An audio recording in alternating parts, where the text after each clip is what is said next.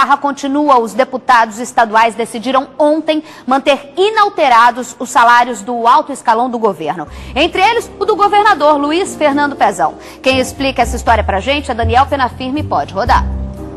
A Assembleia Legislativa do Rio de Janeiro manteve o veto do governador Luiz Fernando Pezão ao projeto de lei que reduzia em 30% os salários do próprio Pezão, do vice Francisco Dornelles e de secretários de Estado. Além disso, pelo texto que foi vetado, ficaria vedada a contratação de transporte aéreo, como o jatinho que estava sendo licitado para o Poder Executivo e teve o processo suspenso pelo Tribunal de Contas do Estado. O projeto reduziria os salários somente este ano e, para que houvesse um novo aumento, seria necessária a aprovação de uma outra lei.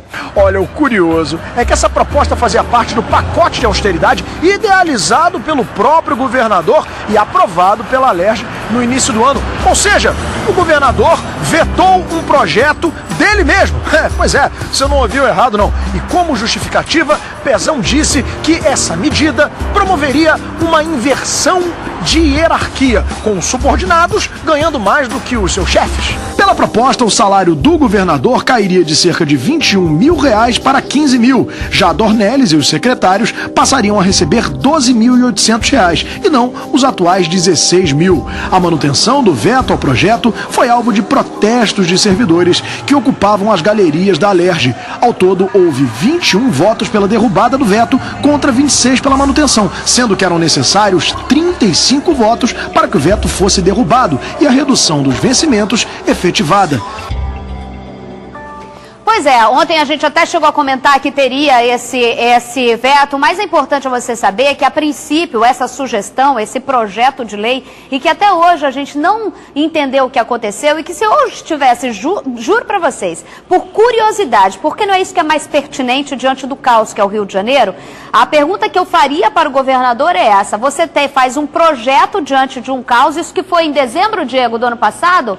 Foi em dezembro do ano passado que ele fez o projeto, em que ele mesmo pedia para cortar parte do salário, do alto escalão principalmente, foi aprovado na Alerj e aí ele vetou, e esse veto votou para a Alerj e a gente viu o que aconteceu. Ou seja, todo mundo continua com o salário integral. Enquanto isso, servidor, policial militar que está aí esperando para ser chamado, continua tudo do mesmo jeito e sem esperança, zero. Não vamos nem dar esperança porque não tem, né? Boa tarde, Isabelle. Boa tarde, amigos e amigas. Isabelle, é uma medida, sinceramente, que causa muito pouco efeito prático nos cofres públicos do Rio de Janeiro. Mas é uma medida que mostraria para a população e para os servidores públicos a intenção do governo de sanear os seus gastos, né, diminuir os seus gastos em meio a uma crise provocada pela corrupção. Não foi por quebra de bolsa, diminuição de royalties do petróleo, corrupção da braba.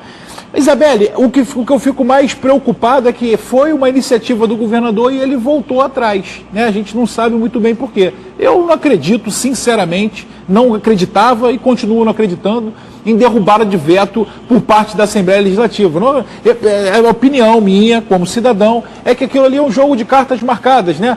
A maioria naquela Casa Legislativa é do governo, né? É do partido do governador. Então, ir contra o governador numa situação como essa, eu acho muito difícil de acontecer. A gente fica aqui como espectador desse circo que é o Rio de Janeiro. E quando esta apresentadora que vos fala pergunta para o nobre deputado se a decisão é técnica ou política, toma na cara falando que eu sou uma militante política. Então aí faça você a sua interpretação.